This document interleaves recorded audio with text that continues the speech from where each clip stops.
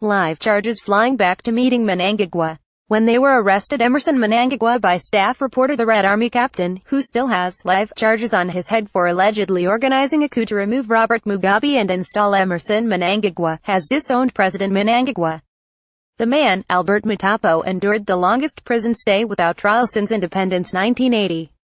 He was jailed in 2007 purely on Mnangagwa's account in a series of events that were set to see President Mnangagwa himself being slapped behind bars. On the 29th of May 2007, the Robert Mugabe-led Zimbabwean government claimed they had foiled an alleged coup d'état attempt led by Matapo involving almost 400 soldiers and high-ranking members of the military set to happen on June 2 or June 15, 2007.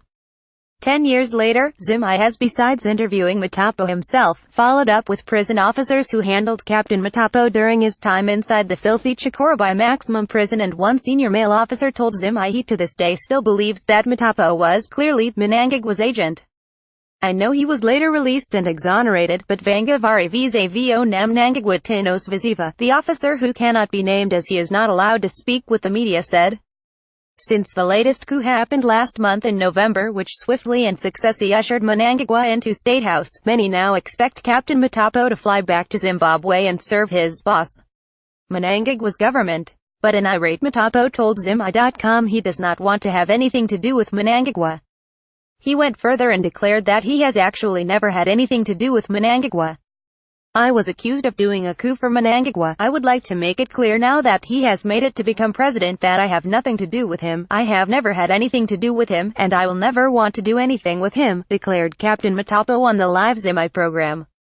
In another program filmed in July this year, Matapo screams out saying, Mnangagwa belongs to Chikorabai, Mugabe belongs to Chikorabai.